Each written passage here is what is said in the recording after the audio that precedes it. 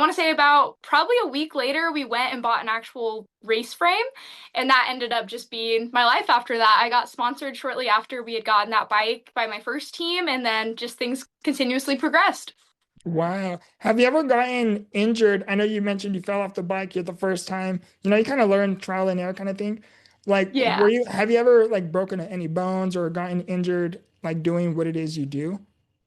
So I have this weird thing when I fall, I don't like going to the hospital unless it's like an absolute need. So there's a lot of physical therapy that I have kind of just racked up at this point. I took a really bad spill in 2019, and what had happened basically is the chain had popped off, and when the chain pops off, your bike locks up. So with the bike locking up, I got thrown over the bars in the middle of this like whoop section. Oh, So wow. I just remember my bike locking up and me going over the bars. And something I should have mentioned is when you're riding BMX, once you get to a certain point, you clip into the bike. So then you're attached to the bike because it helps you with pedaling, it helps you with gate starts, it just helps your feet kind of stay attached. So it's one less thing you have to think about. So I was clipped in, and as I was going over the bars, my bike was following me. And I just remember going head first. I had to get 5 stitches in my chin. I ended up having like a permanent like click in my hip, basically. So basically, how a normal hip goes like side to side, mine goes the opposite way now, which is a little Wow. weird. So I have a slight little limp when I walk sometimes, just depending if it's cold. Um, but yeah, and then like both my wrists will click and things like that just from casing jumps, like coming up too short on them too many times. But it's all part of it. So there's obviously going to be injuries. I would say that some of the more traumatic ones, though, are the ones that don't really leave you hurt, but just kind of like spook you.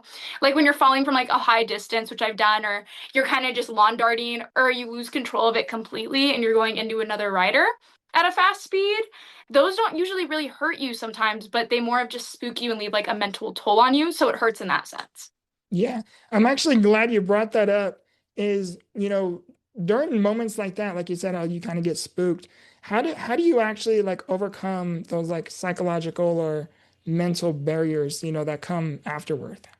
Yeah, it's rough. I'm not gonna lie. And it's weird because you can't even say just off the bat, like, okay, like I'm gonna make peace with it. I'm gonna start working through it.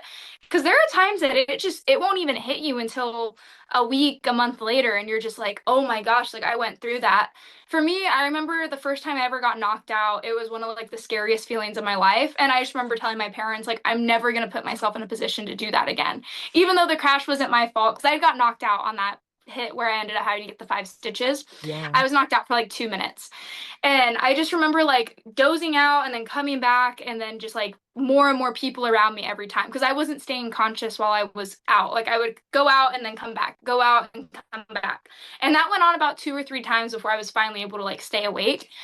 So I think for that, it was one of those things where I instantly knew, like, no, I never want that to happen again. And I just kind of had it in my head, like, I'm not going to put myself in that position. Like, I'm not going to do that. But then there was other times where I had fallen from, I want to say like 10, 20 feet up in the air, had fallen down off of a jump and landed head first at the bottom of this asphalt turn. And I remember when that happened, I was like hyperventilating because I do this thing where I try and like move my hands, move your feet so you know you're not paralyzed. Because if you land a certain way, anything can go wrong with your back. Of course. So I remember trying to move and I was in so much shock that I was like, oh my gosh, like I can't move, like I'm paralyzed, I'm never gonna be able to walk, like all these things going through my head. So obviously I'm like hyperventilating at this point, freaking out in my helmet. So I pass out, come back, end up writing it off, and I'm fine for the next like week. Like I didn't even think twice about it. I was like, oh yeah, I crashed, it happened, whatever. Well, that crash ended up almost being the reason why I quit BMX because it was just slowly coming in as what my therapist had said was symptoms of PTSD. Because it was getting to the point where I would wake up in the middle of the night just in sweats or like screaming and just freaking out in the middle of the night. And I wouldn't be able to overcome it. Or I'd be doing schoolwork because I was still in high school at the time. So I'd be doing like my AP classes, things like that. And I just couldn't get it out of my head, the feeling like I had like fallen. Like, you know, when you're falling asleep and you like instantly jump awake?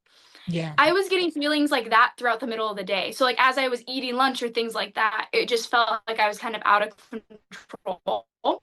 And that was something that was really weird because it had never happened to me. With even with my crash where I had, like I said, gotten the 5 stitches, nothing like that had ever happened. So I think for that, it just depends on the person, and each person has to be able to navigate it themselves. For me, I'm always big on you have to take care of your psychological and your mentals before you can do anything else because you'll end up having these subconscious barriers in your head that prohibit you from doing any other growth in your sport. So until you can get that fixed, you can't really go anywhere, which is why I'm such a huge advocator on mental health and seeing a therapist if you need to. It doesn't make you weak. And something that I struggled with going into it is that I waited till the very last minute to go see a therapist just because I was like, no, I can get through it. Because it wasn't really advertised in the athlete world. It wasn't really brought up as a way of being like, oh no, like if you have issues, if you're struggling, go and talk to someone. That was never really a thing. It was just show up the next week to practice and write it off, like get over it.